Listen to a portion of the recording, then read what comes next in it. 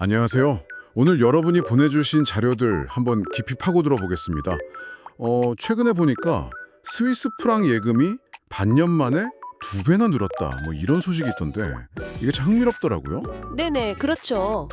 지금 달러는 좀 약세인데 왜 하필 스위스 프랑이 이렇게 주목을 받을까? 그리고 또 이게 스위스 경제에는 어떤 영향을 줄까? 약간 아이러니한 면도 있는 것 같고요. 여러분 자료 보면서 같이 한번 얘기 나눠보죠. 네, 이게 단순히 뭐 안전자산 선호 현상이다 이렇게만 볼 게 아니라 스위스 내부에서도 고문이 깊어지는 그런 상황인 거죠. 말씀하신 대로 동전의 양면 같은 건데요.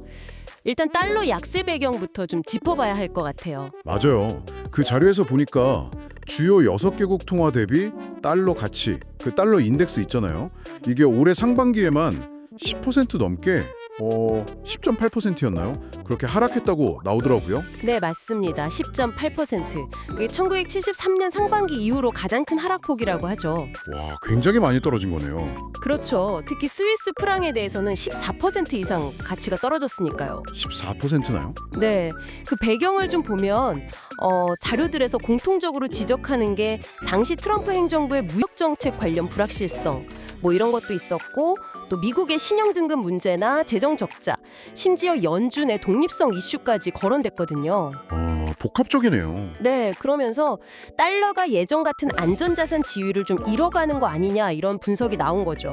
그러니까 그 대안으로 스위스 프랑 쪽으로 돈이 몰렸다. 뭐 이렇게 볼 수 있겠습니다. 그럼 왜 많고 많은 통화 중에 스위스 프랑이었을까요? 자료 보니까 스위스가 인구는 한 900만 명 정도인데 1인당 GDP가 거의 11만 달러. 엄청 높더라고요. 네, 바로 그겁니다. 스위스가 뭐 UBS나 크레딧 스위스 같은 글로벌 금융기관의 중심지이기도 하지만 사실 그게 다가 아니잖아요.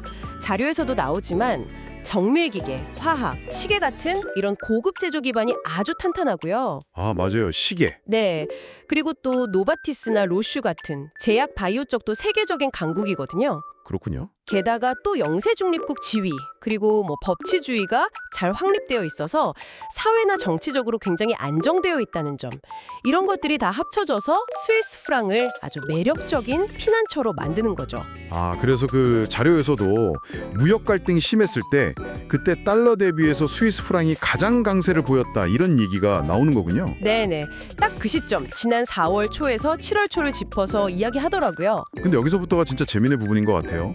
이렇게 자기 나라 돈 가치가 막 오르는 게 스위스 입장에서는 꼭 좋은 일만 아니라는 거잖아요. 맞습니다. 바로 그 지점이죠. 이게 오늘 얘기의 어떻게 보면 핵심적인 아이러니인데 통화 가치가 너무 강해지면 일단 수출 기업들이 힘들어지죠.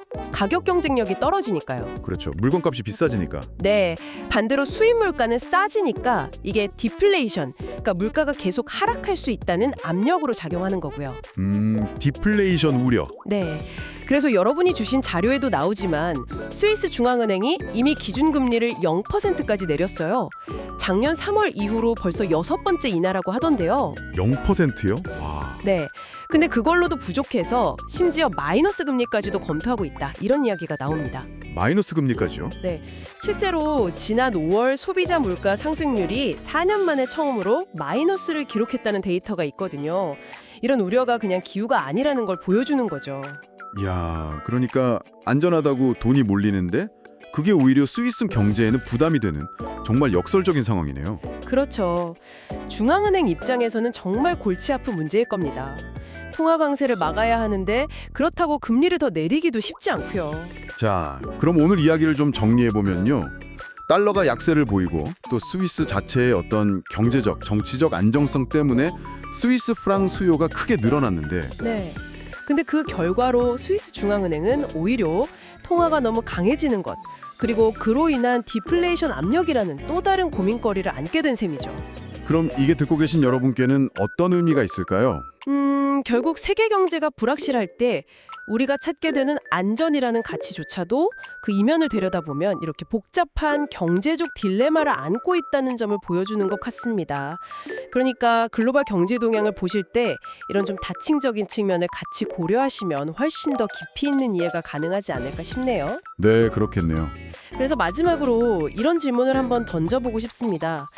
스위스처럼 경제 기반이 탄탄하다고 평가받는 나라조차도 자국 통화 강세를 억제하기 위해서 마이너스 금리 같은 어떻게 보면 극단적인 정책까지 고민해야 한다면 과연 이 시대에 절대적으로 안전한 자산이라는 개념이 여전히 유효할 수 있을까?